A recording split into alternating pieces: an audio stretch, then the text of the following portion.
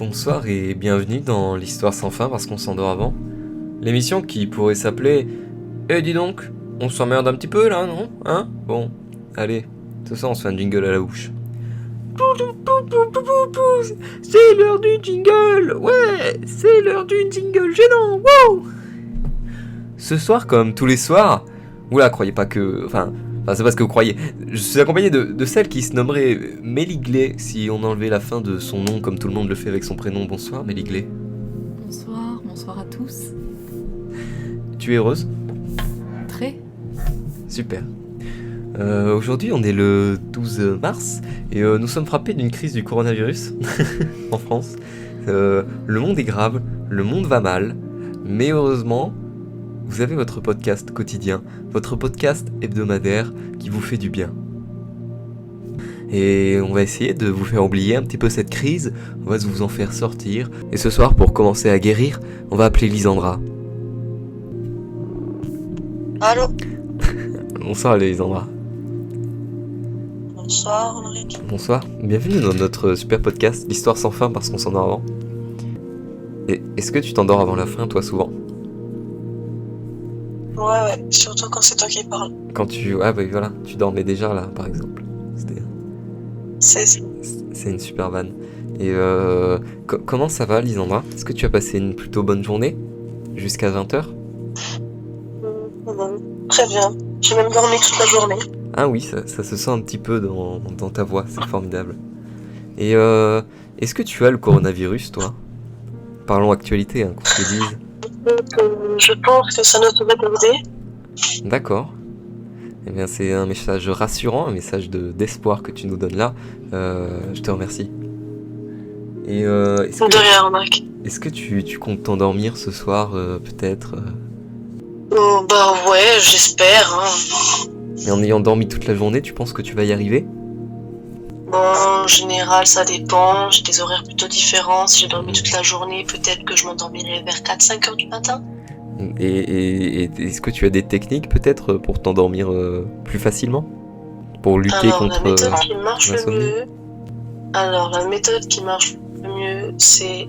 Tu bois un verre de rhum, tu fermes les yeux et tu dors. Voilà, c'est un super message ça. On l'enverra à tous nos enfants qui nous regardent, qui nous écoutent, parce qu'en fait c'est un podcast. Et est-ce que j'ai pas mal de questions, hein, on va pas y passer 3 heures non plus parce que sinon on va tomber malade. Mais tu voudrais mourir sur scène, toi, Lisandra? Mourir sur scène, comment dire? Ce serait un spectacle assez distrayant, je pense, pour les spectateurs, donc ouais, pourquoi pas. Pourquoi pas, oui. Ah, c'est quand même mieux que mourir dans une chambre d'hôpital ou seul dans un EHPAD à cause du coronavirus, par exemple. Ah non. C'est vraiment marquant. Ah, vraiment, on se sert de l'actualité comme un tremplin sur cette émission, c'est vraiment formidable. Voilà, et depuis quand tu connais cette émission, toi, Lisandra? Bah alors, franchement, je suis une adepte des premiers temps de cette émission, je l'ai vu naître et franchement, je ne la suis absolument jamais. Voilà. Eh bien, c'est très gentil, merci beaucoup, ça me touche au plus profond de mon ventre. Et d'où vient ton prénom Lisandra? Parce que les spectateurs, en fait, les écouteurs, parce qu'en fait on est sur un podcast, les écouteurs auront remarqué que je dis Lisandra et non pas Lysandra comme tout le monde. D'où devient ce prénom? Alors, Lisandra, et non pas Lisandra, est un prénom corse. Attends, j'essaye. Et on ne dit pas non plus Lysandra.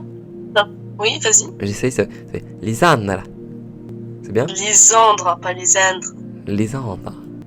Voilà, c'est mieux. Ah, c'est mieux, il y a quelque chose. J'apprends un petit peu de... Voilà. Et donc ça... On arrive sur quelque chose de mal. Ça nous vient d'où, du coup, ce prénom? Ça nous vient de Corse. Ah, et tu pourrais nous parler de la Corse, peut-être? Si je commence à vous parler de la Corse, vous allez vraiment vous endormir avant la fin de ce podcast. Alors, décris-nous la Corse en 3 mots, sans utiliser le mot coronavirus. C'est un sacré challenge de nos jours. Alors, montagne, nationaliste et anti-français. Ah, c'est très beau. Voilà. Ça donne très envie d'y aller. Ouais, je sais. Surtout pour le deuxième. Donc je vais te remercier, Lisandra, parce que là je tiens mon téléphone et il y a Merci peut-être des à toi. bactéries de Covid-19 qui traînent. Je te cache pas que j'ai un peu peur. Donc je vais lâcher mon téléphone bientôt, il va tomber. Et puis je vais continuer ce podcast les mains en l'air pour ne rien toucher. D'accord, continue comme ça, tu es sur la Merci. bonne voie. Merci. Je te souhaite un très bon rétablissement et de très bonnes vacances, puisque à cause du Covid-19, tous les établissements scolaires sont fermés. On va bien s'amuser. Et oui. Donc voilà, je te fais des gros bisous. Ah bah non, du coup, parce que en fait, il y a le coronavirus, on peut plus se faire de... Je te... Allez, Voilà, je te dis... je t'envoie du riz par la poste. très bien, On fait ça? on fait ça. On Allez. s'appelle, on se fait un gratin. Bah non, du coup, toujours pas problème de corona. Je te remercie. Merci Lisandra de nous avoir appelés. Mais de rien. Au revoir. Au revoir. Jingle à la bouche. Ouah, ouah. C'est l'heure du jingle. Avec un chien qui tape sur la patte. Un chien. Bonsoir à tous. Je joue avec mon chien, excusez-moi. Nous sommes de retour. Je rappelle, c'est un message du ministère. Pour lutter contre le coronavirus, achetez tous des chiens. Ce soir, je suis accompagné de Mélissa, une personne rare car elle possède un Z dans son nom de famille. Bonsoir. Bonsoir, On s'est déjà dit bonsoir, c'est une question piège. Tu es tombé en plein dedans. c'est vrai. De quoi vas-tu nous parler ce soir, ma chère Mélie? Alors ce soir, de comment sèche la peinture, une explication tout à fait technique, Oui. mais qui va bien sûr passionner nos auditeurs. Est-ce que tu pourrais le lier peut-être avec des actus du moment? Qui sait des détournements de fonds, qui sait des détournements de virus, qui sait des maladies européennes. Alors je ne vois sais que le coronavirus a réellement une influence. infecté. Ah oui, infecté ce podcast. infecté ce podcast, exactement. Il est omniprésent. Oui. Les auditeurs ont envie de s'endormir ce soir. Ils ont tous envie de nous entendre tousser également. Voilà. Non, je Quelque pense chose pas. Ça, Non, c'est un bruit ça, non. angoissant Oui. en ces temps de pandémie. Alors comment la peinture sèche-t-elle? Alors afin de comprendre le processus de séchage de la peinture, il est important tout d'abord d'en connaître la composition chimique en détail. La peinture contient principalement des pigments qui lui confèrent sa couleur et son opacité, et un liant ou une résine polymère qui crée la structure chimique contenant ce pigment. À cela viennent s'ajouter un étendeur qui introduit des particules de pigment de plus grosse taille pour consolider le mélange, et permet de diminuer la dose de liant, ainsi qu'un solvant organique ou de l'eau qui vont quant à eux réduire la viscosité de la peinture, plus toute une série d'additifs. Parmi ces additifs, on peut trouver des agents dispersants qui donnent une structure ordonnée aux particules pigmentaires, des silicones qui rendent la composition chimique plus robuste, des agents psychotropes qui modifient la texture de la peinture quand on l'étale au pinceau, des agents stabilisants ainsi que des bactéricides, des fongicides ou algicides. Il est également crucial que la peinture contienne des accélérateurs de séchage. Plusieurs facteurs entrent en jeu dans le séchage de la peinture. Prenons tout d'abord la peinture à l'eau, dont le séchage va se dérouler en 2 temps. L'évaporation de la coalescence. L'évaporation se produit quand les molécules d'eau contenues dans le mélange s'évaporent graduellement, en même temps que les autres molécules volatiles qu'elles renferment. Certains de ces liquides s'évaporent plus vite que d'autres, ce qui signifie que tant que la peinture est humide, le produit restera dans un processus fluctuant pendant lequel la quantité d'eau, puis des autres liquides volatiles, va diminuer, de façon constante et sporadique. Après la phase d'évaporation, la peinture entre en coalescence. Les particules de liant polymère commencent à s'agglutiner afin de former un film ou une couche protectrice solide.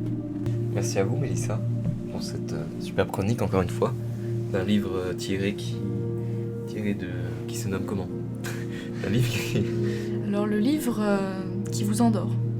Voilà, le plus ennuyeux au monde, qui n'est ni stimulant ni intéressant, C'est trop long. mais vous saoule d'informations C'est inutiles. trop long, personne ne l'achètera de toute manière. Ce soir, on continue, je crois que c'est la suite de la lettre de Tom. Nous sommes à la page 4. 4 sur 8, on avance bien vite. On continue cette formidable série en 5 parties. Je vous rappelle que Tom vit dans le Dagoudan et cherche à envoyer sa lettre au Père Noël. Si vous n'avez pas vu l'émission 6 et 7, je vous invite à la revoir. En sortant du parc, Marie, du haut de ses 9 ans et demi, pleurait là où s'arrête l'allée de sable et commence le goudron, toujours trop chaud ou trop froid selon les saisons. Assise là, recroquevillée sur elle-même, elle était pourtant jolie dans son blouson avec sa capuche en fourrure, ses lunettes embuées et sa tête dans ses mains.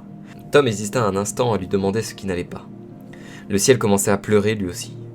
Le petit garçon rangea la lettre dans sa manche de veste, en passant par l'intérieur car il n'avait pas de poche assez grande pour qu'elle ne rentre sans la plier en 4.